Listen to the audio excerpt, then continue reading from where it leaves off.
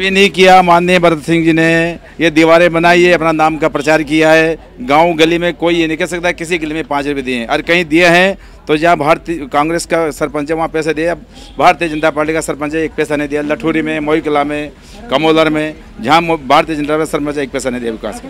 कांग्रेस सरकार ने घोषणा पत्र में ये जारी किया था कहीं ना कहीं बेरोजगारों को भत्ता देगा, लेकिन अभी तक आपने खुद देखा होगा कि बहुत से शिक्षक जो विद्यार्थी है उनको कोई बेरोजगारी भत्ता नहीं मिला। इन्होंने सब घोषणा पत्र में लागू किया था, वैसा कुछ धरातल पर बिल्कुल भी नहीं उतार पाई है। एक तरफ तो कहते हैं कि नुक्ता बंद कर दो, कोई परिवार में कोई मौत होती है तो एक तरफ ये जो इंदिरा रसोई चल रही है, क्या चल रही है? इंदिरा गांधी मर गई जिसकी खुशी में प्रसाद बांट रहे हैं क्या?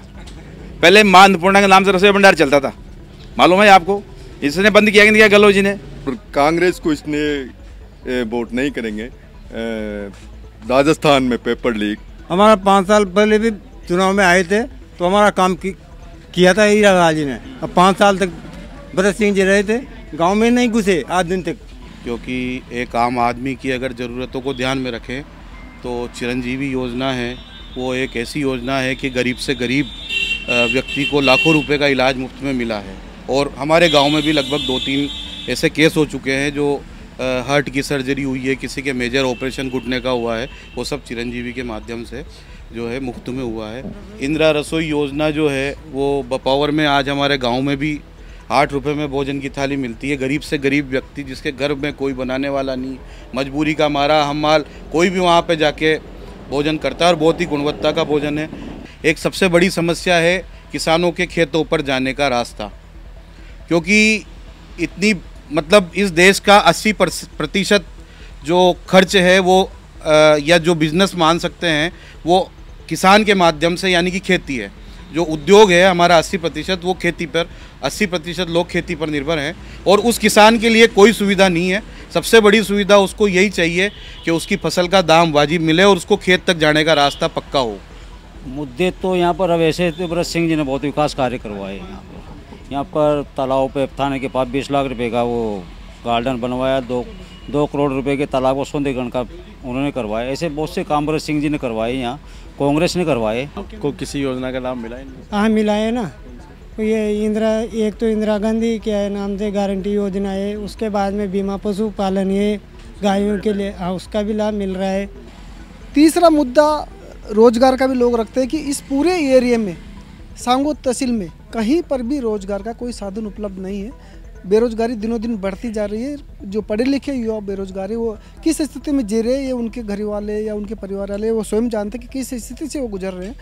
तो इस एरिया में कम से कम जैसे जैसे अभी गड्डीपान साइड पे एक कारखाना खुला, सैकड़ों युवाओं को, सैकड़ों लोगों को उसमें रोजगार मिला है। तो ऐसा एक सांगोद विधानसभा में या सांगोद तहसील में या कन्वा सांगोद तहसील के कहीं से भी एरिया में एक कारखाना स्थापित होना चाहिए ताकि लोकल जो पढ़े लिखे लोग हैं, पढ़े लिखे नौजवान हैं, बच्चे हैं, स्थानीय जो लोग हैं उनको रोजगार मिल सके। तो सांगोद विधानसभा चुनाव में दोनों ही पार्टियों के प्रत्याशियों ने अपने अपने नामांकन दाखिल कर दिए हैं और अब जनता के बीच अपने वादों को लेकर जा रहे हैं, अपने पक्ष में मतदान करने को लेकर। ऐसे में हम भी जनता के बीच पहुंचे हैं कि क्या उनके मुद्दे हैं, किन बातों को ध्यान में रखते हुए वह इस बार मतदान करेंगे। अभी हम हैं बपावर में, जहां कुछ ग्रामीण हमारे साथ हैं, जानते हैं इनसे क्या मुद्दे हैं आपके, क्या किन मुद्दों को ध्यान में रखते हुए इस बार आप मतदान करोगे?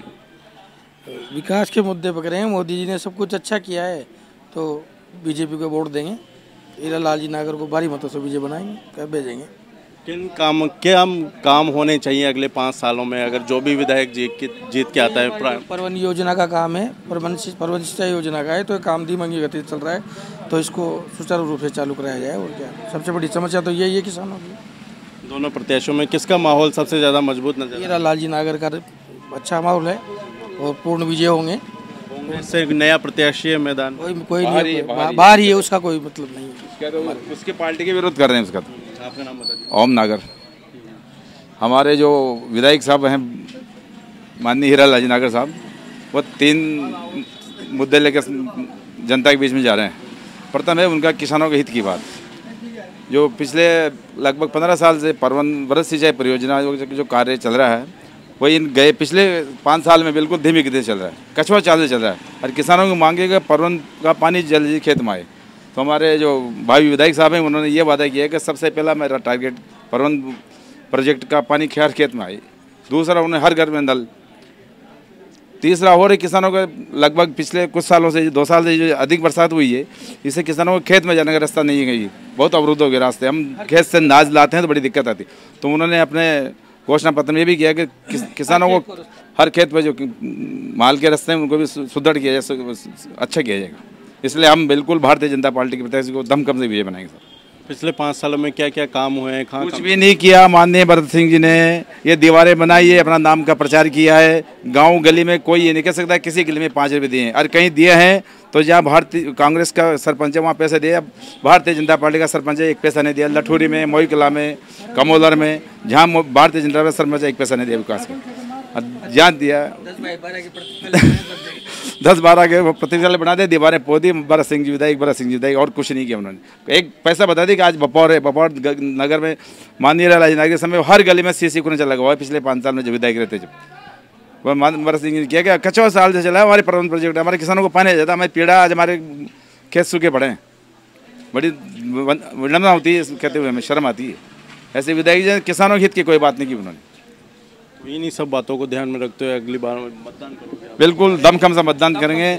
जो सनातन धर्म की बात करेगा, राष्ट्र हित की बात करेगा, भारतीय जनता पार्टी बात करेंगे, उसको मतदान करेंगे। सबसे प्रथम मुद्दा। कुछ युवा मिले थे, वो कह रहे थे कि रोजगार के भी साधन विधानसभा में नहीं। रोजगार का साधन तो जैसे चल रहा है वैसे चलेगा। ये बेरोजगारी 9.5 साल से मोदी जी आए थे भी आई क्या? इससे पहले बेरोजगारी नहीं थी क्या? 9.5 साल में सब 18 साल से 25 साल के हो गए क्या? ये तो फालतू मुद्दा है। बेरोजगारी पहले भी थी, आज भी थी। 70 साल से कांग्रेस कहते आई है गरीबी मिटा देंगे, गरीबी मिटेंगे। गरीबी मिटी है क्या? गरीब मिट गए? ये बताइए आप। तो ये तो गरीबी वैसे चलेगी, बेरोजगारी से चलेगी। जनसंख्या की वृद्धि दर इतनी है, कहाँ तक किसको रोजगार देंगे? आज राहुल गांधी जी कह रहे हैं अडानी जी, अंबानी जी, अडानी जी इनको बंद करो, इनको। अरे वो बंद है, कितने लाखों लोग बेरोजगार हो जाएंगे। रोजगार तो वही दे रहे हैं ना, आप बताइए नहीं दे रहे हैं रोजगार।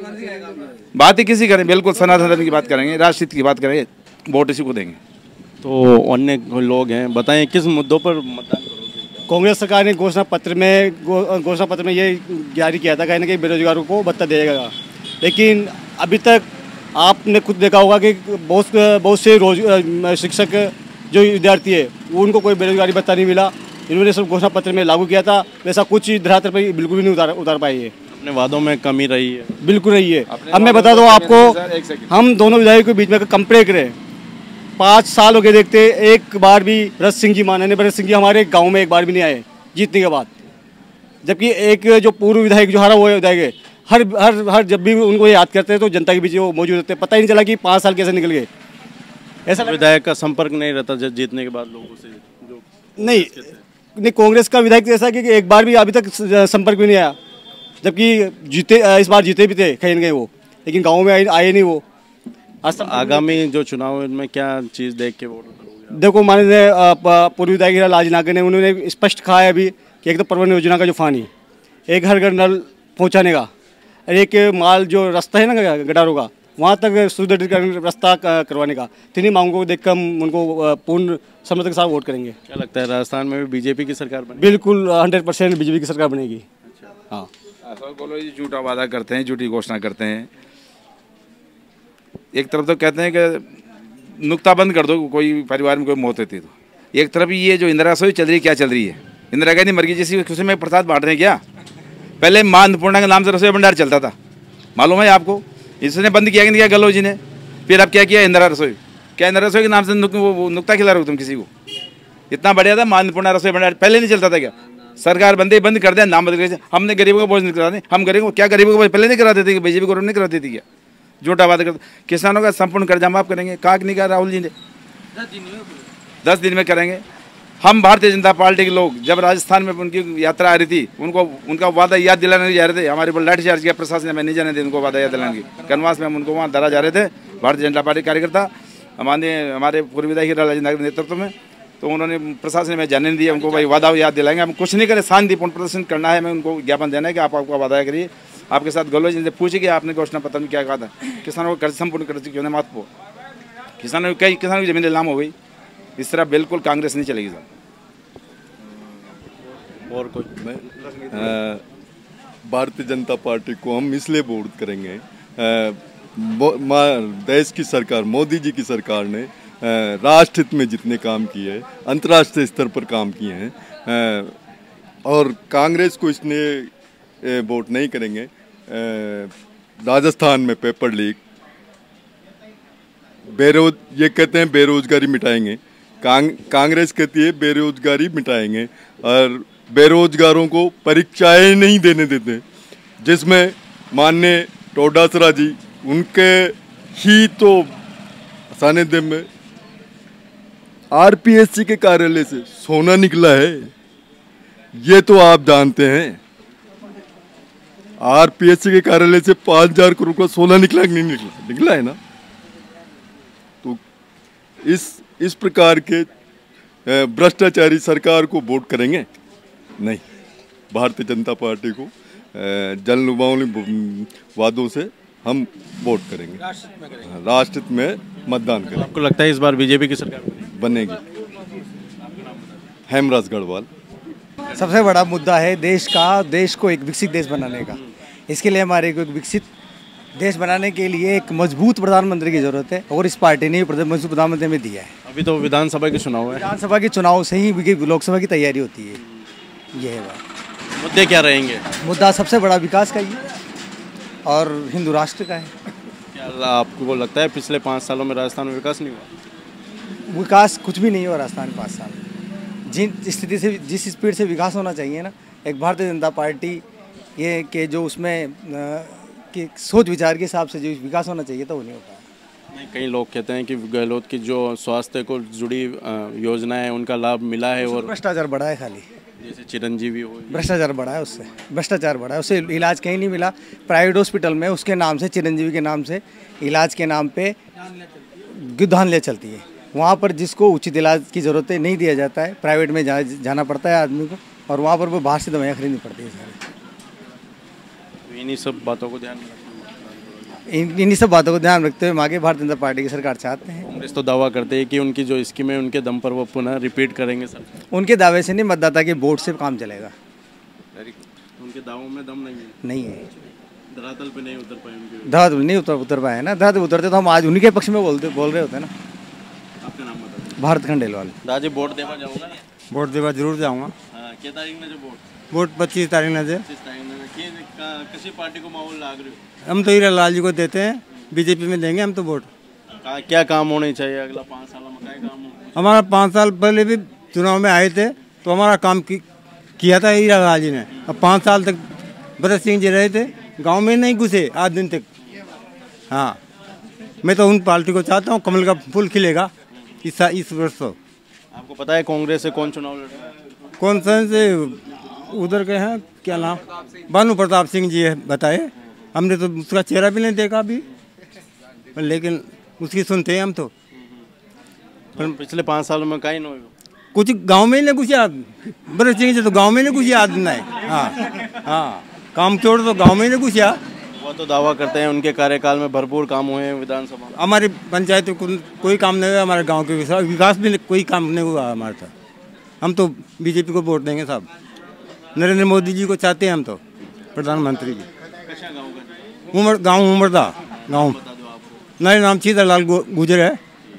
देखो साहब, जो 5 साल अभी गहलोत जी ने शासन किया है राजस्थान में, वो एक तरह से बहुत ही अच्छा सुशासन कह सकते हैं, क्योंकि एक आम आदमी की अगर ज़रूरतों को ध्यान में रखें तो चिरंजीवी योजना है, वो एक ऐसी योजना है कि गरीब से गरीब व्यक्ति को लाखों रुपए का इलाज मुफ्त में मिला है। और हमारे गांव में भी लगभग 2-3 ऐसे केस हो चुके हैं जो हार्ट की सर्जरी हुई है, किसी के मेजर ऑपरेशन घुटने का हुआ है, वो सब चिरंजीवी के माध्यम से जो है मुफ्त में हुआ है। इसके अलावा मध्यम वर्ग के लिए, निम्न वर्ग के लिए और उच्च वर्ग के लिए, सभी के लिए 100 यूनिट बिजली का जो गहलोत जी ने फ्री करी है, वो एक तरह से सबके लिए है और उसका काफ़ी ज़्यादा हमको लाभ मिला है। खेती की बिजली की अगर बात करें तो पहले लगभग हम खुद किसान हैं और हमारे 3-4 कनेक्शनों पे लगभग 1 लाख रुपए का बिल 12 महीने में हमको देना होता था। तो पिछले हम 5 साल से उसको बिल्कुल बहुत ही कम खर्च, जैसे साल भर में एक ट्यूबवेल पे 2000-4000 रुपये का बिल आता है। और इसके साथ ही कई सारी जो है कांग्रेस सरकार ने जो अच्छी अच्छी योजनाएं लागू करी है। इंदिरा रसोई योजना जो है वो बपावर में आज हमारे गांव में भी 8 रुपये में भोजन की थाली मिलती है। गरीब से गरीब व्यक्ति जिसके घर में कोई बनाने वाला नहीं, मजबूरी का मारा हमाल कोई भी वहाँ पे जाके भोजन करता है और बहुत ही गुणवत्ता का भोजन है। बपावर कला को अगर कहें तो यहाँ पर हमारे पूर्व विधायक वर्तमान भी विधायक हैं कि भरत सिंह जी साहब ने बहुत सारी सौगातें दी है। अशोक गहलोत जी साहब ने यहाँ बहुत सारी सौगातें दी है। बपावर में उप तहसील को जो है यहाँ पर मंजूरी मिल गई है और उप तहसील चालू हो गई है। और प्राथमिक स्वास्थ्य केंद्र जो था हमारा वो उसको भी क्रमोन्नत करके सामुदायिक स्वास्थ्य केंद्र कर दिया गया है और बहुत ही जल्दी उसका निर्माण भी चालू हो जाएगा। डॉक्टरों की संख्या बढ़ गई है। इसके अलावा खेल कूद के लिए स्टेडियम का निर्माण यहाँ पे कराया गया है और भी बहुत सारी गली गली में जो है रोड, हर घर बिजली। तो ये एक तरह से जनता मानस बना चुकी है राजस्थान में कि कांग्रेस दोबारा आएगी। अभी कुछ लोगों ने गांव को ये बताया कि इंदिरा रसोई अभी बंद हुई है, चल नहीं रही है, बंद पड़ी है।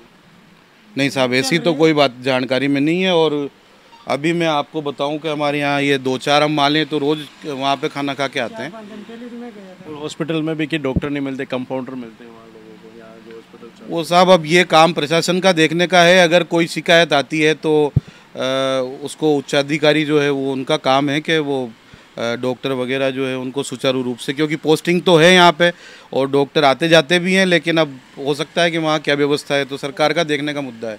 आगामी जो विधायक जीत के आएगा उससे क्या उम्मीद करते हैं कि क्या काम सांगोद क्षेत्र में होने चाहिए? देखिए, पिछले जो ये 5 साल अभी जो निकले हैं इनमें हमारे विधायक साहब भरत सिंह जी ने यहाँ पर एक तरह से जड़ी लगा दी कामों की। इतना विकास कराया है कि पूरे राजस्थान में शायद ही कोई विधानसभा हो जिसमें इतना पैसा विधायक कोर्ट से खर्च हुआ हो और ईमानदारी से खर्च हुआ हो। फिर भी आदमी की अपेक्षाएं कभी भी ख़त्म नहीं होती है। हम जो भी विधायक आए, हमारे विधायक आए और या कोई भी विधायक यहाँ से जीत के आए, हम ये आशा करते हैं कि एक सबसे बड़ी समस्या है किसानों के खेतों पर जाने का रास्ता। क्योंकि इतनी मतलब इस देश का 80% जो खर्च है वो या जो बिज़नेस मान सकते हैं वो किसान के माध्यम से, यानी कि खेती है। जो उद्योग है हमारा 80% वो खेती पर, 80% लोग खेती पर निर्भर हैं और उस किसान के लिए कोई सुविधा नहीं है। सबसे बड़ी सुविधा उसको यही चाहिए कि उसकी फसल का दाम वाजिब मिले और उसको खेत तक जाने का रास्ता पक्का हो। तो हम ऐसी सरकार को वोट करेंगे। या मैं अपील करता हूं कि जो भी आपसे वोट मांगने आए वो सब उनसे कहें कि हमारे लिए ऐसी कोई योजना लाएं। सिर्फ मनरेगा से मिट्टी डलवाने से किसान को रास्ता नहीं मिलेगा। मिट्टी कोई सोल्यूशन नहीं है। जब तक पक्के सीसी रोड या कोई इंटरलॉकिंग या खरंजा जो भी संभव हो वो ऐसे रोड बनाकर सरकार, क्योंकि पहले कृषि उपज मंडी के माध्यम से रोड बनते थे, लेकिन जब से ये प्रधानमंत्री सड़क योजना चालू हुई है तब से सिर्फ गाँव से गाँव को जोड़ा जाने लगा है। और पिछले 15-20 साल में मैं नहीं मतलब मुझे पता नहीं है कि किसी खेत तक जाने का पक्का रास्ता बना हो। इसलिए हमारा यही निवेदन है और ज़्यादा से ज़्यादा संख्या में जो है यहाँ से मतदान करें, ये भी एक मैं संदेश देना चाहता हूँ। आपको क्या लगता है किसकी सरकार बन रही है इस बार राजस्थान? राजस्थान में साहब कांग्रेस की सरकार बिल्कुल 100%, कोई बिना शक के कांग्रेस की सरकार रिपीट हो रही है। राजस्थान में ही पूछा आपने, सांगोद विधानसभा में भी हमारे साहब का भरत सिंह जी का आशीर्वाद रहा तो कांग्रेस पार्टी निश्चित रूप से 20,000 वोटों से जीतेगी। ठीक है, और अन्य लोग हैं, जानना चाहेंगे कि किस प्रकार के मुद्दे आपको लगते हैं जिन पर आप चाहें कि आगामी विधायक कार्य करें? मुद्दे तो यहाँ पर अब ऐसे तो भरत सिंह जी ने बहुत विकास कार्य करवाए। यहाँ पर तालाब पे थाने के पास 20 लाख रुपए का वो गार्डन बनवाया। 2 करोड़ रुपए के तालाब को सौंदर्यीकरण का उन्होंने करवाया। ऐसे बहुत से काम भरत सिंह जी ने करवाए, यहाँ कांग्रेस ने करवाए।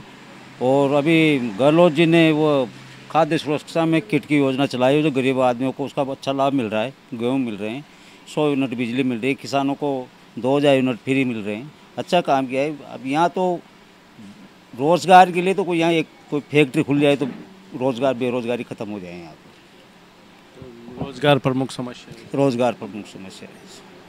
अब चीज़ों को देखते हुए मतदान करें। हम रोज़गार को देखते हुए मतदान करेंगे। ऐसे विकास कार्य तो कांग्रेस ने बहुत करवाए। विकास कार्य तो आगे भी करवाएगी कांग्रेस, लेकिन अगर रोज़गार की कोई समस्या समाधान वो हो जाए यहाँ, तो वो बेरोज़गारों के लिए सबसे बड़ी समस्या है बेरोज़गार की। जैसा कि आपने कहा कि राशन किट के वितरित किए जाए सरकार को, तो कई लोगों का कहना है कि ये किट योजना तो सरकार बस चुनावी योजना के लिए लाई, चुनाव के लिए लाई, बाद में बंद कर दी जाए। नहीं, अभी तक मिल रहे हैं, अभी तक मिल रहे हैं। पहले राजस्थान सरकार ने, गहलोत जी ने गेहूँ योजना चलाई, क्या वो बंद कर दी गहलोत जी ने? अभी तक चल रही है। अभी पेंशन योजना गहलोत जी ने चलाई, क्या गहलोत जी ने बंद कर दी थी? अभी पैसे बढ़ा के गहलोत जी ने दिए, 500 के 750 के 1000 करे, कांग्रेस सरकार ने करे, अभी तक मिल रहे हैं। कोई योजना बंद नहीं होगी। हाँ, ये है कि अगर सरकार बदल जाए तो बीजेपी जरूर बंद कर सकती है। तो आपके अनुसार सरकार किसकी बन रही है राजस्थान? कांग्रेस की। सांगोद में? सांगोद में भी कांग्रेस की बनेगी, क्योंकि यहाँ कांग्रेस ने बहुत विकास करवाया। विकास को वोट देंगी जनता, जनता विकास को ही तो वोट देती है। और वो जनता को क्या चाहिए? विकास चाहिए। विकास बहुत करवाया यहाँ के विधायक साहब भरत सिंह जी ने। कांग्रेस ने बहुत विकास कराया, तो विकास पे वोट देंगे। मुद्दा तो ये जितेंद्र एरवाले बपौर कला। मुद्दा तो यही है, जैसे रोजगार का है मुद्दा, और यहाँ से रोजगार है। विधायक भरत सिंह जी ने बहुत अच्छा कार्य किया है, मुख्यमंत्री गहलोत जी ने भी बहुत अच्छा कार्य किया है। जैसे नरेगा है, 125 दिन चिरंजीवी बीमा योजना है, और उसके बाद में जी क्या है, नरेगा के बाद में ये स्वच्छ बीमा 25 लाख का वो ये, तो ऐसा बहुत ही हमारे को किसी योजना का लाभ मिला है? हाँ, मिला है ना।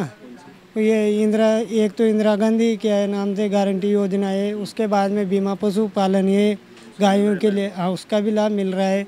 और क्या है ये क्या है, और इसमें क्या है, सांगोद विधानसभा में बहुत अच्छा कार्य किया है। कहने का मतलब ये है, जो आगामी विधानसभा चुनाव है 2023 का, यहाँ पर सांगोद से कांग्रेस का प्रत्यक्ष विजय होना चाहिए। होएगा? आपको क्या लगता है? होएगा। राजस्थान में किसकी सरकार बनेगी? कांग्रेस की सरकार बनेगी। गहलोत जी ने अच्छा कार्य किया है 5 साल में। लोग तो कह रहे थे कि उनकी योजनाएं यहाँ नीचे नहीं, ऊपर ही नहीं, नीचे है। राजस्थान में सब गरीब वर्ग के लिए, जैसे पेंशन पहले 700 रुपये थी, तो अब कहाँ के बढ़ा कर 1000 रुपया कर दी, 1000 वाले को 1500 कर दी। तो गहलोत जी ने बहुत अच्छा कार्य किया है, इसलिए कांग्रेस सरकार दोबारा आनी चाहिए। तो हम बपौर में आए हैं चुनावी मुद्दों पर लोगों से चर्चा करने के लिए, और यहाँ पर स्थानीय पत्रकार और हमारे मार्गदर्शक, हमारे परम मित्र, यहाँ के राजस्थान पत्रिका के पत्रकार जी बंटी जी हमारे साथ हैं। सर, बताएं किस प्रकार के मुद्दे होंगे इस बार राजस्थान चुनाव में सांगोद विधानसभा में? सांगोद विधानसभा चुनाव 2023 का जो माहौल है वो पूरे अपने यौवन पर है अभी, और हम भी बिल्कुल पूरे क्षेत्र में घूमते हैं, विचार लेते हैं मतदाताओं के। सबसे अहम मुद्दा जो सामने आया है आम मतदाता का, किसानों का, जो वो है कि एक तो जो रास्ते हैं खेतों के, वो बरसों से ध्यान नहीं दिया किसी ने, और बारिश के समय जो फसल आती है तो कटी हुई फसल और तैयार फसल को खेत से घर लाना मुश्किल हो जाता है। और कई बार ऐसे प्रत्यक्ष रूप से देखा गया है कि फसल कटी कटाई पड़ी है और तैयार हुई फसल भी खेत में पड़ी है, पर उसको किसान घर तक नहीं ला सका। तो ऐसे में जो भी प्रत्याशी यहाँ पर जीत कर आएगा, उससे एक ही उम्मीद रख रहे हैं किसान और जो आम मतदाता है, कि कम से कम रास्तों का पूरी तरह से सुदृढ़ीकरण हो, और बारिश के समय भी घर से किसान खेत तक आराम से पहुँचे और अपनी उपज को सही रूप से घर ला सके। दूसरा जो आम चर्चा में लोग बताते हैं कि परवन सिंचाई का जो वृद्ध परियोजना सिंचाई जो परियोजना उसका काम है, वो थोड़ा उतना तेज़ गति से नहीं चल पा रहा जो चलना चाहिए था। हालांकि काम चल रहा है, और ऐसा नहीं कि पूरी तरह से बंद पड़ा हो, पर जिस गति से काम होना चाहिए था उस गति से परवन वृद्ध सिंचाई परियोजना काम नहीं हो पा रहा। तो मतदाताओं का कहना था कि अगर पूरी गति से ये होता तो अब तक काफ़ी कुछ हो चुका होता, जिस हिसाब से हो नहीं पा रहा। लाभ मिलना शुरू हो जाता, या बहुत जल्दी, मतलब 1-2-4 महीने में लाभ मिलने लग जाता लोगों को। तो ये वाली बात है। और तीसरा मुद्दा रोजगार का भी लोग रखते हैं कि इस पूरे एरिया में, सांगोद तहसील में, कहीं पर भी रोजगार का कोई साधन उपलब्ध नहीं है। बेरोजगारी दिनों दिन बढ़ती जा रही है।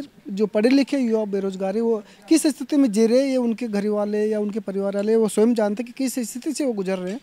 तो इस एरिया में कम से कम जैसे अभी गढ़ीपान साइड पे एक कारखाना खुला, सैकड़ों युवाओं को, सैकड़ों लोगों को उसमें रोजगार मिला है। तो ऐसा एक सांगोद विधानसभा में या सांगोद तहसील में या कनवास सांगोद तहसील के कहीं से भी एरिया में एक कारखाना स्थापित होना चाहिए, ताकि लोकल जो पढ़े लिखे लोग हैं, पढ़े लिखे नौजवान हैं, बच्चे हैं, स्थानीय जो लोग हैं, उनको रोजगार मिल सके। तो अहम मुद्दे सांगोद विधानसभा में यही है। एक सबसे बड़ी जो आम चर्चा का विषय है, गांव-गांव जाते हैं तो सुनने को मिलता है, उप परिवहन कार्यालय सांगोद में होना चाहिए। कन्वास और सांगोद तहसील के करीब सैकड़ों 300-400 गांव हैं जो और हज़ारों वाहन इस एरिया में है, तो कहीं न कहीं हर परिवार का या हर सदस्य का परिवहन में काम पड़ता है। तो ऐसे में यहाँ पर उप परिवहन कार्यालय का संचालन सांगोद उपखंड मुख्यालय पर होना चाहिए।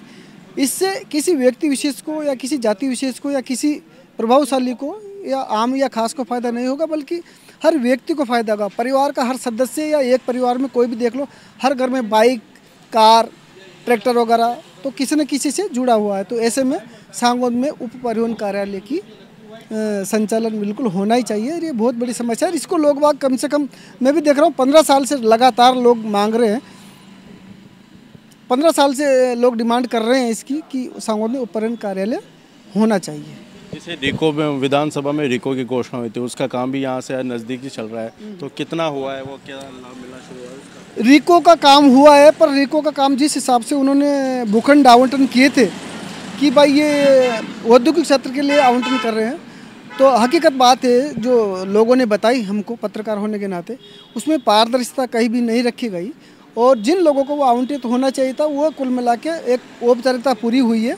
वो औद्योगिक के हिसाब से वहाँ पर कुछ भी नहीं हुआ, डेवलपमेंट हुआ है, रोड बन गया वहाँ पर, अच्छा फर्स्ट क्लास रोड है, अभी जाने आने में सुविधा है वहाँ पर जो डेवलप होना चाहिए रोज़गार के हिसाब से, जिस हिसाब से रिको का जो पहचान है कि भाई रोज़गार का अवसर मिलेगा, वो बिल्कुल भी धरातल पर नहीं है। ये बिल्कुल कटु सत्य है जो लोगों ने बताया, हमने भी प्रत्यक्ष रूप से वहाँ पर देखा है। कोई अभी उद्योग कुछ भी नहीं है, सिर्फ रोड है, रोड बने हैं, 5-7 भूखंड आवंटन किए थे, उसके बाद में इस कार्य की इतिश्री कर दी इन लोगों ने। अभी कुछ भी वहाँ पर ज़्यादा कोई काम नहीं हो पा रहा। और कौन इस बार जो कांग्रेस से उम्मीदवार होता था वो चेंज हुआ है, तो इसको लेकर लोगों में किस प्रकार की प्रतिक्रियाएं देखने को मिल रही है?